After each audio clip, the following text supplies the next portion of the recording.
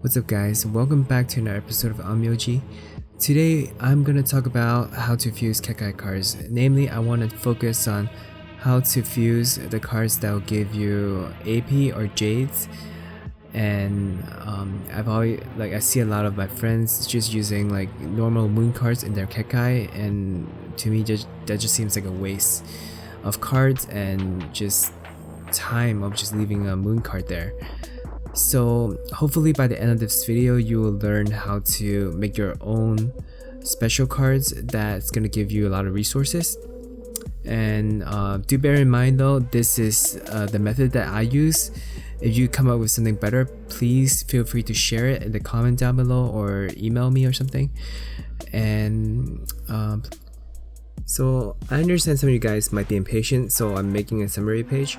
But I highly urge you guys to watch the rest of the video, because while fusing card is not too difficult, but it might get confusing and you might waste some of your resource if you don't understand everything first. So the first thing you'll want to do is you're going to start with 3 2-star moon card, and then you're going to fuse them together, and then you're going to keep fusing until you get a 4-star moon card. And then once you have gotten the 4-star moon card, you can then start fusing the 4-star moon card into a special card by fusing it with 2 moon card that is of the same grade. And they could either be 1 star or 2 stars, it doesn't matter. It could even be 3 stars, but I recommend 1 star or 2 stars. Okay, just keep on fusing until you get a special card. And the special card that we're aiming for is either going to be the drum, the fish, or if some of you prefer, the umbrella for coins. But mainly we're going to be aiming for the fish and the drum.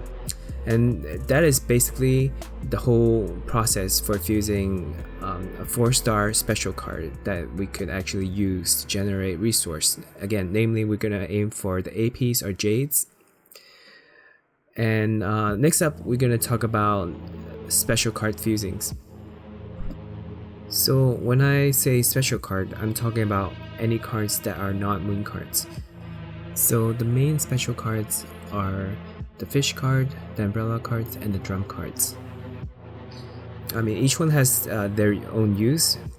Personally, I don't really like umbrella, so we're going to use umbrella card as the example. So we can fuse 3 umbrella cards together, or 3 special cards together, and then that will give us something different. And it doesn't have to be all umbrellas. It could be 1 umbrella, 1 fish, or 1 drum. As long as it's 3 special cards fusing together, it'll give you a similar result.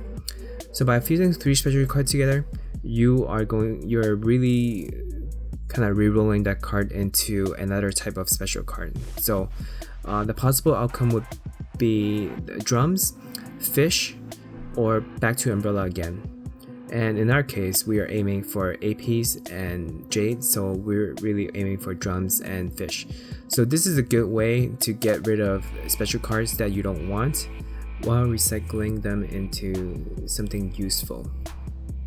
Again, this is a painfully short summary of card fusing. I highly encourage you guys to watch the rest of the video, because I have a feeling that if you fuse card just based on this summary, you're gonna make some mistakes that you're gonna regret.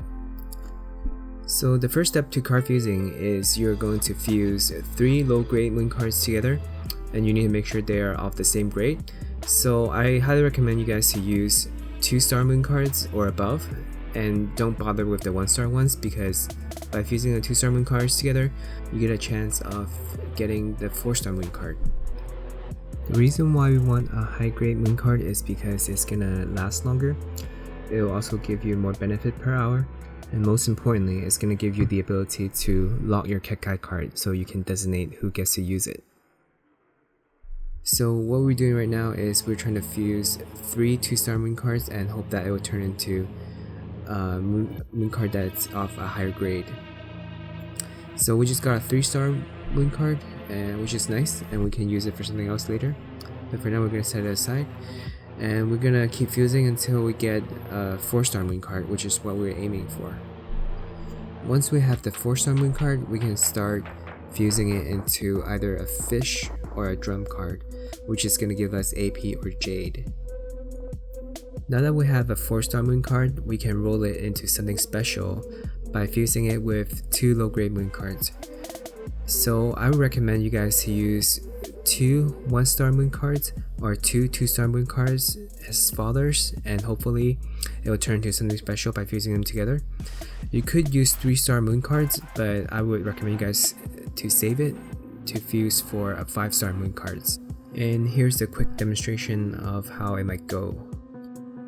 Now that we've gotten a 4-star moon card, we're going to try to roll it into something else, something special, something that we will actually want, such as the drum or the fish card, or if you prefer it, the umbrella card, which will give you coin, but I always prefer the one that gives you the AP or the jades.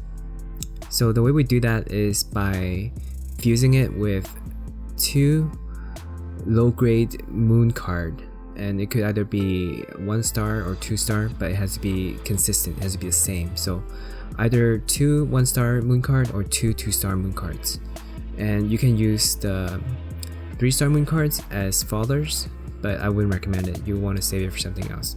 So that's what we're going to do. We're going to keep fusing until we get some result, and it is very much luck based, so that's why we need a lot of fathers. And we got something this time, and it's a fish card.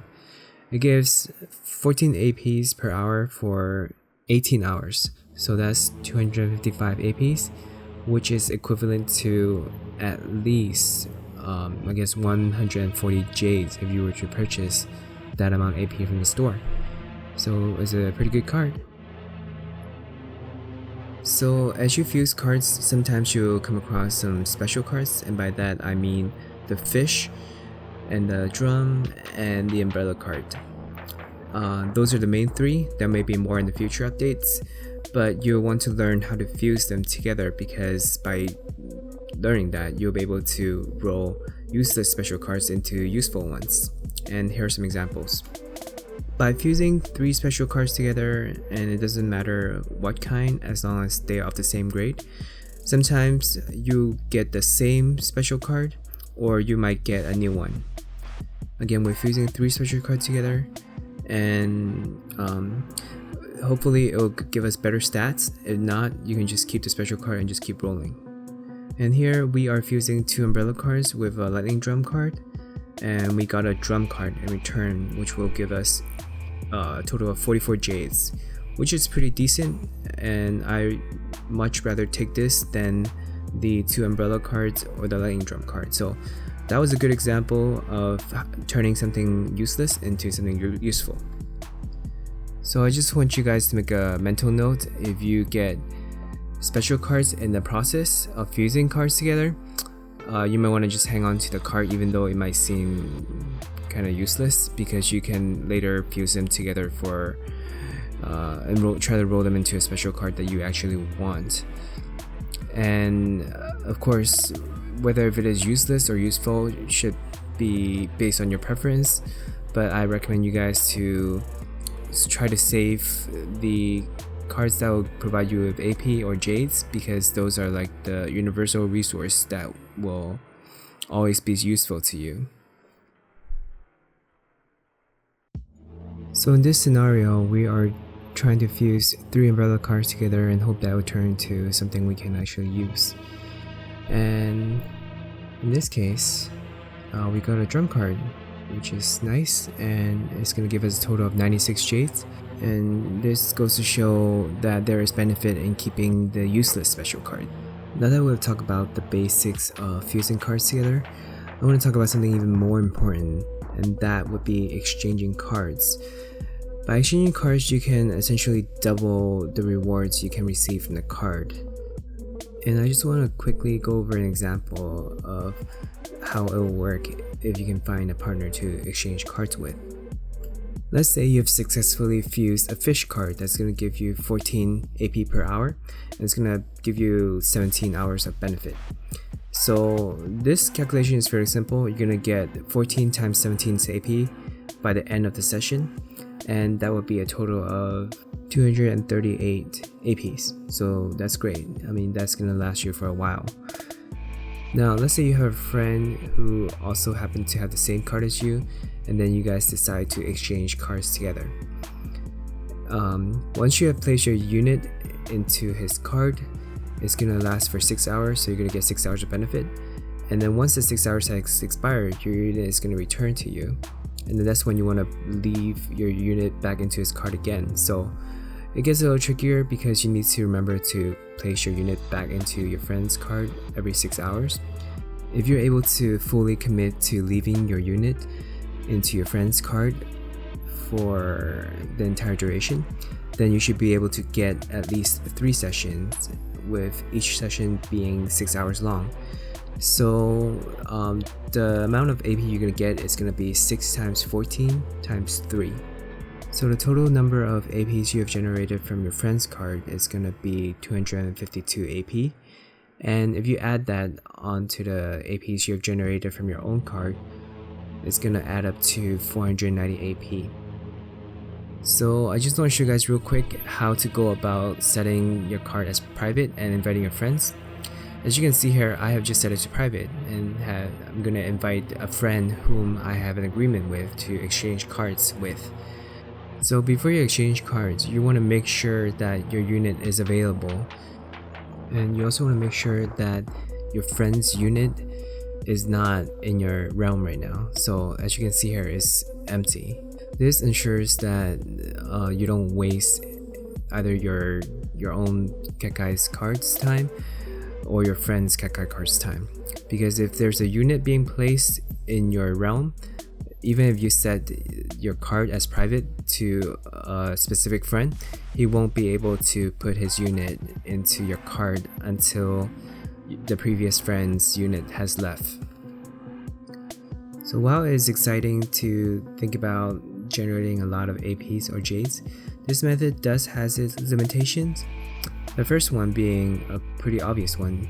You will need a ton of low-grade cards to generate a special card, depending on your luck. If you farm hard, and you may be able to reach that goal quicker. So namely, you want to be farming at the realm rates, the personal realm rates, or the guild realm rates. And the next limitation is going to be finding a friend who has a card to share with you.